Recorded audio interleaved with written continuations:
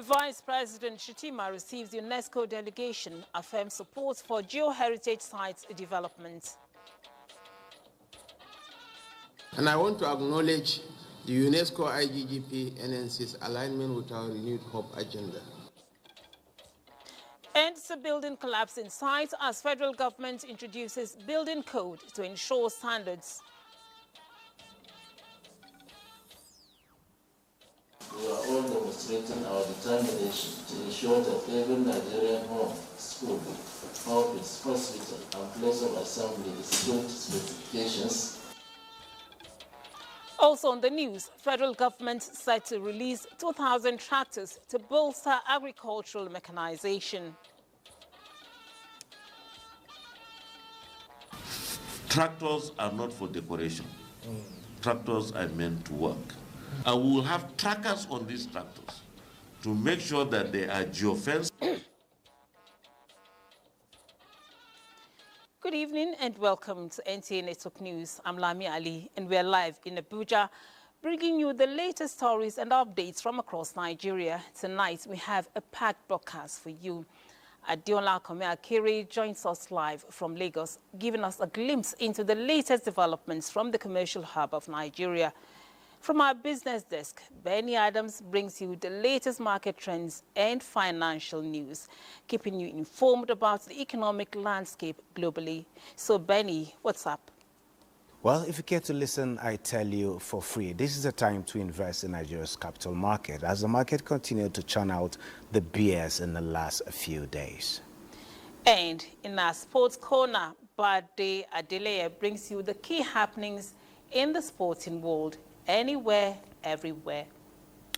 And of course, the 9th edition of the National Youth Games just began this evening with about 5,000 athletes competing. So, catch us online at nta.ng/live. NTA is also on X as NTA News Now, and you can also follow us across other social media platforms. Our handles are displayed on the screen. Let's get started with tonight's broadcast. The federal government has affirmed commitment to unlocking the socio-economic potentials of Nigeria's geoheritage sites. Vice President Kashim Shettima stated this when he received a delegation from UNESCO International Geoscience and Geoparks Programme Nigeria, led by its chairman, Dr. Aminu Abdullahi Isiaku, on a courtesy visit at the presidential villa. State House correspondent Abdurrahman Jibrila reports. This meeting is reaffirmation of the Tinubu administration's efforts to explore the economic and developmental benefits of geoheritage sites for the betterment of the nation. Vice President Kashim Shettima commended Nigerian Geological Survey Agency and the Ministry of Innovation, Science and Technology for their respective roles in preserving Nigeria's geoheritage sites, encouraging the team to expand its geoscience coverage across Nigeria's geopolitical zones, assuring the delegation of sustained support for the committee's activities. And I want to acknowledge the UNESCO IGGP NNC's alignment with our renewed hope agenda. And also recognize your council's, your committee's objectives in promoting sustainable geoscience development themes under climate change, earth resources, hydrogeology, geohazards, geodynamics, and geoheritage. But we are a young nation, and I will urge you to expand your coverage beyond Borno and Kebbi. The committee is aligning itself with the President Tinubu's renewed hope agenda in ensuring climate resilience, among other goals, promising to raise public awareness on the benefits of geosciences. We believe that our coming is the right time for us to come and share our objectives with the presidency and also seek, most importantly, subnational support. So that because all our work is eventually going to be done at the subnationals. So we believe that coming here is the right place for us to take our message. the establishment of a national committee for Nigeria, 50 years after the establishment of the global body, has firmly placed the country within the International Geoscience Programme framework. From the State House, Abraham Jibrila, NTA News. Now, the Federal Ministry of Agriculture and Food Security says it will soon release 2,000 tractors deployed by the federal government. Minister of Agriculture and Food Security, Abubakar Kari, says other incentives to boost mechanization and crop production will also be provided. Musa Baba Aliu reports. On June 23, 2025, President Bola Tinubu inaugurated 2,000 tractors, including large and small harvesters and other implements in Abuja. Since the inauguration, farmers have been awaiting information on the procedure and how the heavy-duty farming equipment will be distributed. The Minister of Agriculture and Food Security, Abubakar Kyari, stated that the tractors are not meant for show. Mr. President will soon give us the go-ahead to distribute. We'll come up with the financing structure that you will see that will be very, very attractive to the farmers. But one thing that we must make sure, tractors are not for decoration. Tractors are meant to work. And we will have trackers on these tractors to make sure that they are geofenced. The minister was speaking to a group of farmers who visited the ministry seeking recognition, support, and partnership in the Nigeria Food Security Project. And for the first time, Mr. President had given us 2,150,000 bags of fertilizer that we had given out across the country free of charge.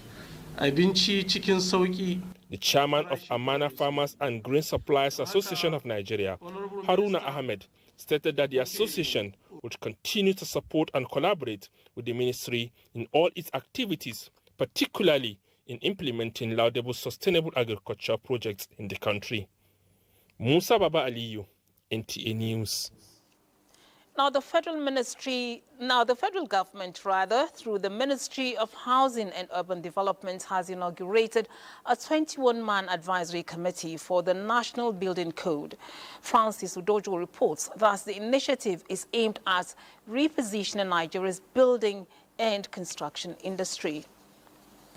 Nigeria's existing building code, practiced based on specifications given by different states, including the Federal Capital Territory, sometimes created variations that are contrary to standard. Therefore, the inauguration of the National Building Code Advisory Committee by the Minister of State for Housing is to come up with a guide in setting minimum standards on pre-design, design, construction, and post-construction stages, ensuring quality, safety, and proficiency in the building industry. By inaugurating this committee, we are all demonstrating our determination to ensure that every Nigerian home, school, office, hospital, and place of assembly is built to specifications that guarantee safety, durability, and sustainability. So I want to assure you that all the members I have here are my colleagues, and we will not disappoint you. Stakeholders believe that the inauguration of the advisory committee will provide decisive directions in curbing cases of improper town planning, building collapse, use of untested materials, as well as the involvement of non-professionals in the building industry. Francis Udojo, NTA News.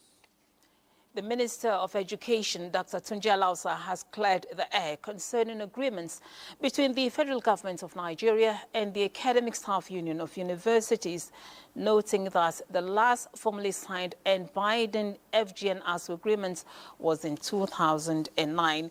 In 2017, the then Minister of Education, Malam Adamu, inaugurated a renegotiation committee which produced the draft of NIMI Briggs Agreement in May 2021. However, this draft was never signed by the federal government. When the minister stated that there had been no new signed agreement with ASU, he was specifically referring to the 2021 NIMI Briggs draft, which remains unsigned, but serves as the most recent framework for discussions. Thus, the 2009 agreement remains the last signed document. The ministry reaffirms government's commitments to resolving the 16-year stalemate with ASU in a sustainable and constitutionally backed manner under the renewed hope agenda, while ensuring universities remain open. Stakeholders and the public are therefore urged to disregard May's interpretations as the federal government remains firm in its resolve. In a decisive and proactive move to strengthen accountability, Group Chief Executive Officer, NNPC Limited, Bashir Bayo Julari, has pledged unwavering commitments to upholding transparency and strict adherence to the Nigeria Extractive Industries Transparency Initiative (NATI) procedures, acknowledging the critical role of NATI in promoting open governance and curbing corruption in the extractive sector. Ojulari emphasized that compliance will ensure credible reporting and foster investor confidence. Lydia Sampson reports. Point-blank interaction between NATI and NNPC Limited in Abuja indicates commitment that aligns with national efforts to enhance transparency, boost economic development, and protect public resources. NNPC Limited GCEU informed NATI management that the company is already restructuring internal processes and framework towards ensuring accuracy in information contained in its monthly reports. You saw the mandate we got from the president around when we were appointed, around growing oil production to 3 million barrels per day by 2030, growing gas production to minimum of 20 billion cubic feet per day by again 2030. Our aspiration is to beat that target for us to be able to achieve those kind of numbers. And we are committed to drive those transformations in partnership with all the other operators that we work with and also partnership with government. NATI Executive Secretary Dr. Oji Obonai Oji commended Ojulari's resolve, viewing it as a positive step towards sustainable management of Nigeria's extractive resources and enhanced corporate governance. Has applauded these developments as evidence of bold reforms under this administration, which NATI has supported with credible information and data. These investments and reforms can only be sustained in a stable, transparent, and competitive environment where NNPC operates with accountability and efficiency. They committed to boosting investors' confidence through the provision of regular, accurate, and timely financial reports. In Abuja, Lydia Sampson, NTA News. And all is now set for the Rivers State local government elections scheduled for tomorrow, Saturday. Robinson Deraitaide brings us an overview and expectations from the election. A local government election for 30th August 2025 was necessitated by the nullification of the local government election of 5th October 2024 by the Supreme Court on the grounds that it did not meet the mandatory 90 days electoral provision. Since the announcement of the date under the sole administrator, political gladiators have been expressing reservations. I know for sure that the elections come tomorrow will be peaceful and will be credible. I strongly believe it's a nullity because the provision of the Electoral Act states there that it's supposed to be a window of 90 days. In this election, only 3 PDP candidates are contesting chairmanship, while APC is contesting for 20 seats. The state's electoral umpire and security agencies are carrying out last-minute preparations for a hopefully free and fair elections. We have received assurances from the security agencies that adequate personnel have been deployed across the 23 local government areas to guarantee the safety of voters, election officials, and materials. In less than 24 hours, 3.5 million registered voters from 6,866 polling units will determine the next grassroots leaders in Rivers State. In Port Harcourt, Robinson Deraitaide, NTA News. Still on the highly anticipated local government elections in Rivers State, joining us to continue the conversation via Zoom on the Latest updates on preparations and expectations from the Rivers election is our correspondent Kingsley Amajiri, who is at Uzoma Road there in Port Harcourt. Hello, Kingsley. Can you hear me? Good evening. Would like to bring you up-to-date developments with respect to this election in Rivers State. I will start by saying that this election, up to the moment, there have not been any reported incident with respect to elections. You know, when they talk about elections in Rivers State, we usually anticipate violence, but this time around there have not been any reported incident of violence. Aside that, the State Electoral Commission chairman also gave an update indicating that both sensitive materials and non-sensitive materials have been completely distributed to all the 23 local government councils in the state. And for the residents, the state government also had made a strategic effort to ensure that it will the electorate to participate actively in this election by today. The government declared that civil servants should close by 12 o'clock in the afternoon today and go home, so that it will enable many residents to travel to their various country homes to participate in this process. And when we also visited the jetties, the parks, we also saw quite a number of persons who are enthusiastic to be part of the process of selecting the next set of leadership travel to their country home. But that does not imply that there are also not those who are not also disenchanted with the process. There are being also concerns, not without, but when we say there are concerns, these are peaceful concerns expressed by those who are dissatisfied with the processes. And we also like to inform you that those who also have expressed discontent with the processes have also filed suits at various courts to challenge the process. But in any case, there are also those who have expressed their willingness to participate actively in tomorrow's election. So far, the city has remained calm, and people have been going about their legitimate businesses. And of course, the state police also has also declared that from midnight of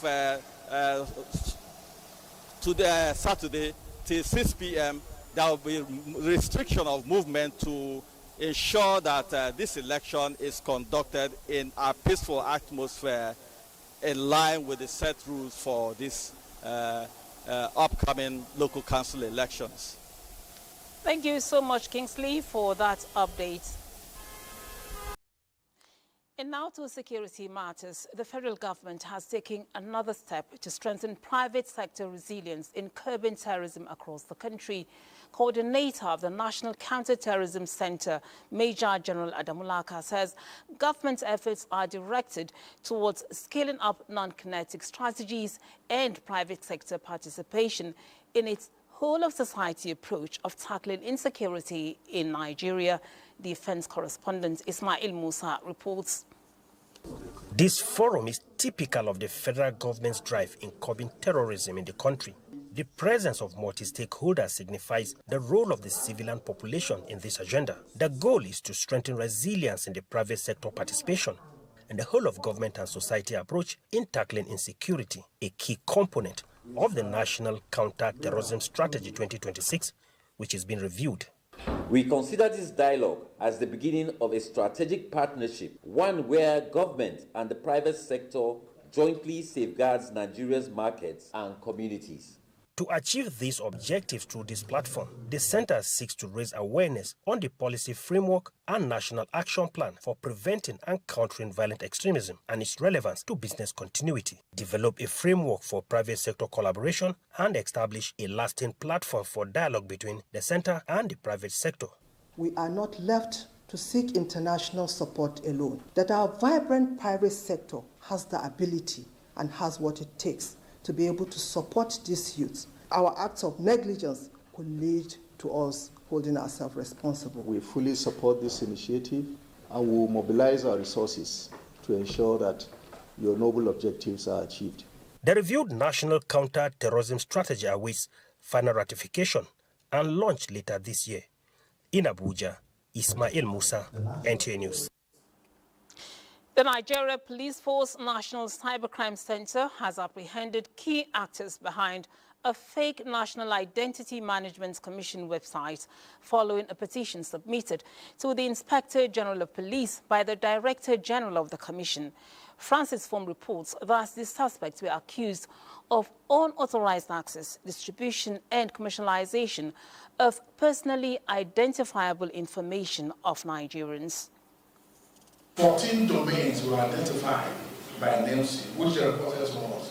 When we verified the name, when we conducted our investigations, we discovered that they were all malicious. Investigations by the Nigeria Police Force National Cybercrime Center uncovered a sophisticated syndicate operating through multiple illicit online platforms, interfacing with the National Identity Database, and through intelligence. The suspects were arrested in Kwara and Lagos states. The police also confirmed that the illegal domains have been successfully deactivated, while efforts are being intensified to track down other accomplices linked to the crime. The Nigerian Police Force National Cybercrime Center was able to achieve this great feat through the use of digital forensic techniques, which aided in identifying the threat actors and domains involved in this unlawful sale and verification of NIN-linked PPI. NIMC reiterates and also continues to urge Nigerians to avoid patronizing unauthorized agents or business centers and to access NIN services only through approved enrollment centers. The NIMC Director General emphasized that the Commission remains steadfast in protecting the integrity of Nigeria's national identity database. Francis Form, NTA News. And the Nigerian Air Force is sharpening its edge with precision, discipline, and a firm commitment to prioritizing civilian harm mitigation as a core mission objective in modern military operations. This was the message of the Chief of the Air Staff, Air Marshal Hassan Abubakar, to the training on civilian harm mitigation in air operations at the Air Warfare and Doctrine Center in Abuja. Defense correspondent Olajide Bello has the details. The Civilian Harm Mitigation and Response Action Plan, CHMRAP, is a strategic initiative launched by the Nigerian Air Force in 2025 to institutionalize civilian protection in air operations, embed international humanitarian law principles, and build trust with communities. Key components include rigorous training for personnel, the establishment of a dedicated CHMR board and response unit, and the integration of technology to reduce collateral damage and improve accountability. The department will serve as a hub and facilitator of NAF-wide training and analysis of civilian protection, thereby institutionalizing best practices for harm mitigation and response during operation. Your commander would have been here either in the first or second batch of this program, so you all be speaking the same language, all aimed at making sure that we minimize and eliminate civilian harm. Civilian harm mitigation and IHL training do not weaken a professional military, they strengthen it. Effective CMR helps improve intelligence gathering, community support, and operational effectiveness, especially in internal security and counter-insurgency operations. Olajide Bello, NTA News. Now, aside the Digital First initiative and the quest to enhance content, harassment, intimidation, and general welfare of media workers, especially those of NTA staff, are concerns the new Director General, Rotimi Pedro, will have to contend with. These concerns were raised when the chairman of NUJ and Ratau NTA chapters met with the new management. The assurances to address every issue raised and strengthen industrial relationship from NTA management were heartwarming, according to Charles Alpha. And here is the report. Come rain or shine, these media workers remain steadfast in their mission. From camera operators and editors to anchors and field reporters, they work tirelessly, often through the night, to keep the nation informed while others sleep. Despite their critical role, many media professionals continue to face poor welfare conditions, limited protection, and operational challenges that hinder their ability to perform effectively. It is within this context that the concerns of media unions such as the Nigerian Union of Journalists and RATAW have grown increasingly urgent. Their engagement with NTA's new management here is a push for reforms that prioritize the well-being, safety, and professional dignity of those who serve the public through journalism. From welfare, incentives, and improved remuneration to harassment and intimidation of NTA staff, the union chairman NTA headquarters laid bare the issues. DJ, we also will want you to, amongst your plans, to please take staff welfare as a priority, as it were. Issue of harassment of our staff has become a recurring decimal. We had one in Maiduguri some times ago when our reporter was attacked during court coverage, and then just yesterday, our reporter went to the incident where we had a train derailment, and she got the worst of her life. Again, new on the job, but not so new to the system. The DG, Rotimi Pedro, before this engagement, as he puts it, was already engaging his management on how to improve welfare, develop NTA content house, and other issues raised by the union leaders. Over the years, I believe NTA has focused too much, particularly on kit, equipment. It's now to turn it around to a content house. A content house meaning that people, not just the equipment, and to get the right people to operate the equipment and to get the best output out of NTA would mean a good union, in a good industrial relationship. And I think there's a foundation, a strong foundation to build on that. So I believe in that totally, and the management which I lead now would reflect that in the whole thing. The welfare is also quite key.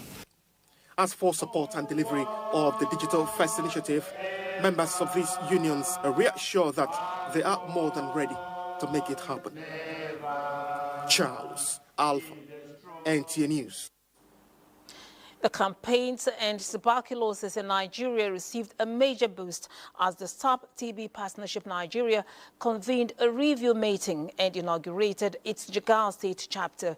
The initiative, which is one of the pet projects of Nigeria's First Lady and Global TB Ambassador, Senator Oluremi Tinubu, is in collaboration with the wife of the Jigawa State Governor and State TB Ambassador, Hajia Hadiza Umar Namadi.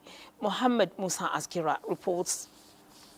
The event, held at the banquet hall of the Government House in Dutse, brought together critical stakeholders in the health sector, including development partners like the World Health Organization. At the meeting, stakeholders emphasized the ongoing efforts to curb TB through intensified awareness campaigns, preventive measures, and curative solutions designed to eradicate the disease both in Jigawa and across Nigeria. Wife of the Jigawa State Governor, Hajia Hadiza Umar Namadi, said the Stop TB Partnership will serve as a catalyst for high-level advocacy, strategic planning, and resource mobilization. Heartfelt appreciation to Her Excellency, Mother of the Nation, for her national leadership in championing health initiatives that place women, children, and families as a center of development. With a shared commitment to work together, health partners pledged renewed support to strengthen Jigawa's health system and contribute towards ending TB and other fatal diseases in the state. With collective action, innovation, and unwavering dedication, this is a disease that we can all defeat together. The Stop TB Partnership Nigeria says, with the increased awareness, stronger collaboration, and sustained investment, tuberculosis will soon be a disease of the past in Jigawa and across Nigeria. From Dutse, Muhammad Musa Askira, NTA News. President Bola Ahmed Tinubu felicitates with engineer Olainka Hakim Babalola on his historic election as president of Rotary International for the 2026-2027 term. As the second African and Nigerian to hold this esteemed position, the president says Babalola's achievement is a testament to his unwavering dedication to service, philanthropy and humanitarian causes. President Tinubu notes that Babalola's elevation will no doubt inspire millions of Nigerians, particularly the younger generation, demonstrating that vision, integrity and the passion for service can lead to global recognition and transformative change. The president assures Babalola of the government's support and encouragement in championing humanitarian causes, fostering international partnerships and promoting the spirit of service to humanity. Diola joins us live from Lagos with the latest news making the rounds from that zone. Hello, Diola, you're on. Thank you for joining us in Lagos. With about 80% completion, the first phase of the renewed Hope City in Ibeju, Lekki, Lagos is almost ready for inauguration, with the groundbreaking of the second phase by President Bola Tinubu scheduled for September. Minister of Housing and Urban Development, Ahmed Dangiwa, at an inspection tour of the project, and the Lagos Free Trade Zone notes that the 200 hectares building materials hub to be sited within the economic zone will reduce capital flight. Joel Popola reports. Apart from targeting reduction of housing deficit with the 2,000 units apartments in the renewed Hope City, the ripple effect of the project is noticeable, with massive construction work in the real estate sector in Ibeju, Lekki and environ. Access roads and other key infrastructure have been developed for housing and economic activities to gain traction in the area. The Minister of Housing and Urban Development, Ahmed Dangiwa, having assessed the level of work on the legacy project, describe it as an attestation to the commitment of the current administration to provision of affordable housing. Currently, we have over getting to 700 houses that are on ground, and then the phase 2 has already commenced, and during the groundbreaking, we'll start the last phase that makes it the 2,000 houses. Within a couple of weeks, the contractor is going to round up for the phase 1 of this Ibeju Lekki project. On the 200 hectares building materials hub to be sited within the Lekki Free Trade Zone, the minister knows that this will prune down the cost of construction in the real estate industry. Going to reduce the housing deficit that we're having, ensuring that local building materials are manufactured locally is going to create a lot of jobs. For those desirous of owning an apartment at the renewed Hope City, Federal Mortgage Bank has simplified the process. They are very, very affordable. They are going for 90 million. It's on a mortgage to contribute an NHF contribution of 2.5% of your gross salary each month. For 6 months, it enables you, that is the eligibility criteria. Accompanied by Permanent Secretary and other senior officials of the ministry, the minister inspected the ongoing development on the 16,500 hectares Lekki Free Trade Zone, assuring that the housing needs of the economic zone will be addressed. In Lagos, Joel Ukbola, NTA News. As the nation is repositioning itself in the maritime sector with the creation of the blue economy, the impact of war risks insurance charges on Nigerian-bound cargo vessels is staggering.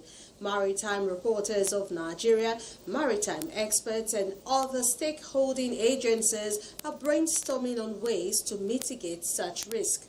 Larry Bilay has details. Piracy, armed conflicts, terrorist acts birth the war risk insurance. It is an additional surcharge imposed by international shipping companies on cargo bound for destinations perceived to be high-risk zone in maritime territories.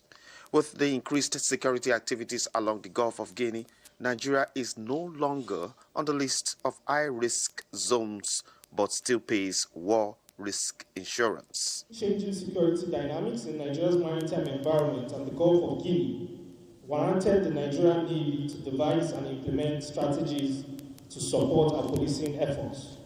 This involves acquisition of modern state-of-the-art platforms and collaboration with other maritime stakeholders The question on the lips of these maritime reporters and experts: why the reluctance of shipping companies to remove these surcharges that has become a financial burden to the sector? According to NIMASA, Nigeria has paid over $1.5 billion premium in 3 years alone due to war risk insurance surcharges. What then is the way out? We want to ensure that Nigerians begin to carry Nigerian cargoes, be it import or export. And the way to go about that is to build indigenous capacity, to empower Nigerian ship owners through single-digit financing. Nigerians to own ships, not just any ship, but ocean-going ships that can carry our goods from Nigeria abroad and from abroad to Nigeria. This is the third in the series of Maritime Reporters Association of Nigeria annual lecture, not only discussing salient issues in the maritime sector, but preferring ways forward. In Lagos, Larry Bileyi, NTA News. And those are the reports from Lagos. The network news will continue with Benny Adams on the business segment when we return from this break. Good to know you're where you should be at this time. It's that time we talk business. And we'll start from the Treasury House, where the Accountant General of the Federation, Dr. Shamsuddin Ogunjimi, says Nigeria stands on the threshold of far-reaching reforms under the newly enacted Tax Reform Act, which is expected to reshape the country's fiscal landscape, enhance revenue generation, and block leakages in the system. Dr. Ogunjimi made this known when he received a delegation of the Chartered Institute of Taxation of Nigeria, led by its president, Innocent Ohagwa, in Abuja. The Accountant General assured the delegation that their request for the creation of a career path for the tax professionals with an entry point at grade level 10 would be presented to the head of service of the Federation. He emphasized that tax professionals deserve recognition in the same manner as lawyers, medical practitioners, and veterinary doctors in the nation's civil service.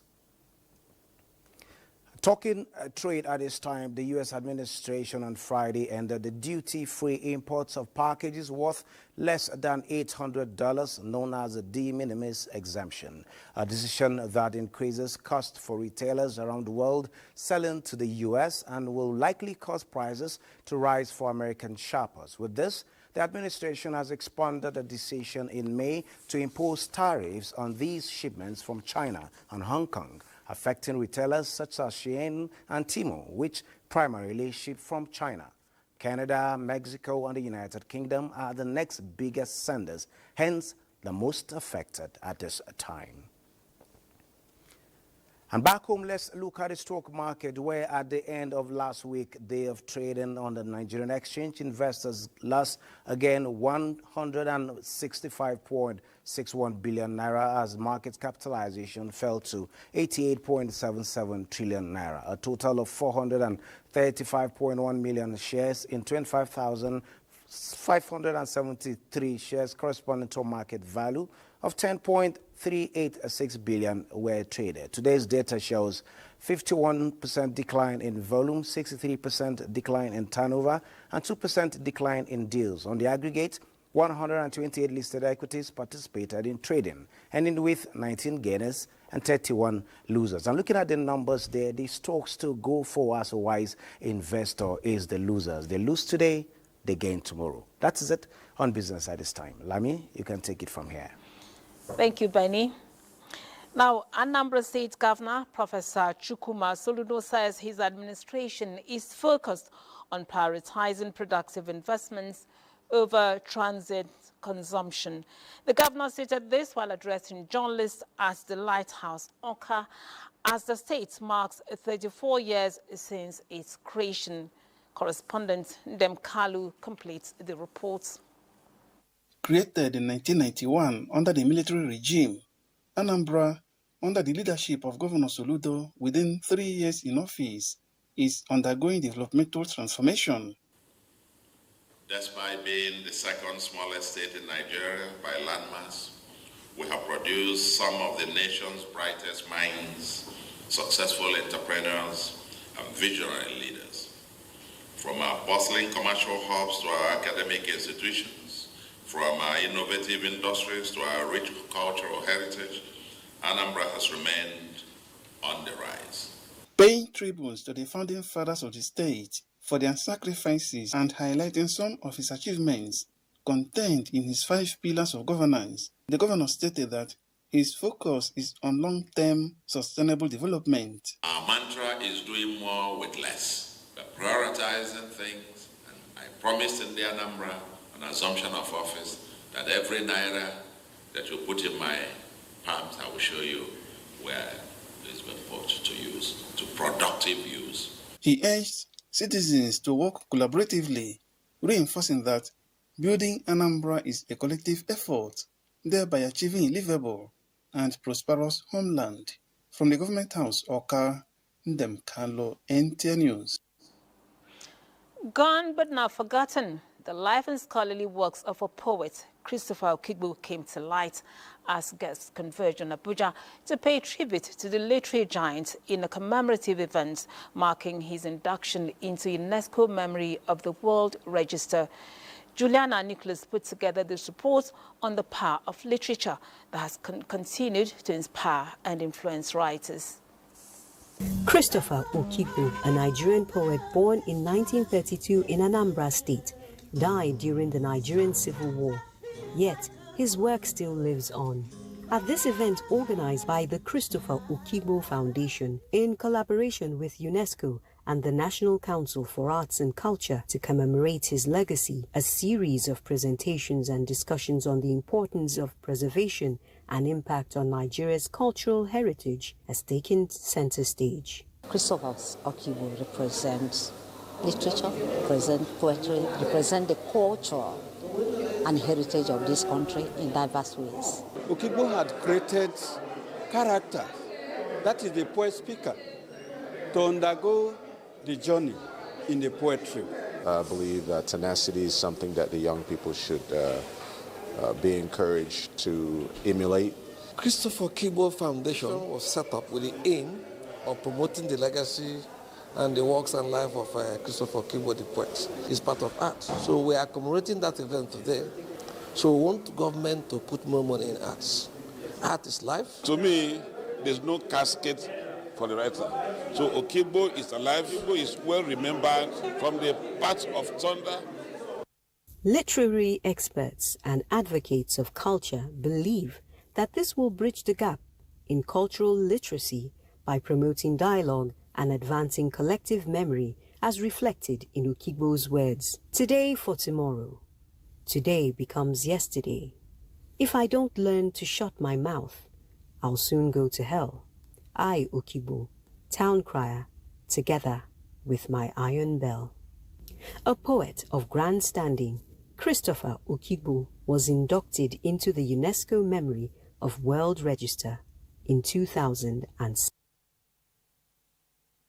It's time to talk sports on Network News Tonight. Now, the 9th edition of the National Youth Games was formally declared open earlier this evening at the Stephen Keshi Stadium in Asaba, Delta State.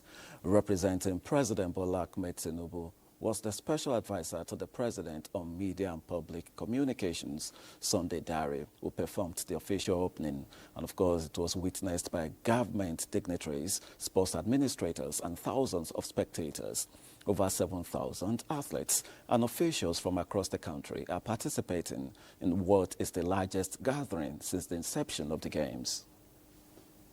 That they will continue to invest in sports, invest in our sportsmen and women, and support sports development in our country. Moving on, the FCT Kung Fu Association has unveiled plans to develop the sport in the territory.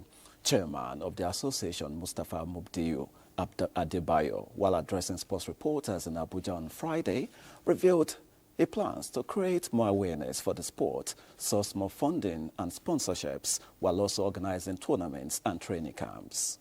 My major focus is to give visibility to the sports, because I am sure there are so many persons, if you ask them if they know anything about Kung Fu, they may tell you they don't, or they have not even seen where one is being practiced. By the time I'm done, or possibly we're going to set a projected time for Nigeria to be able to present athletes in this sport to compete at global level, probably at the Olympics. Let's let you know that Super Eagles coach Eric Chelle has released the final 23-man squad for the upcoming 2026 FIFA World Cup qualifiers against Rwanda and South Africa.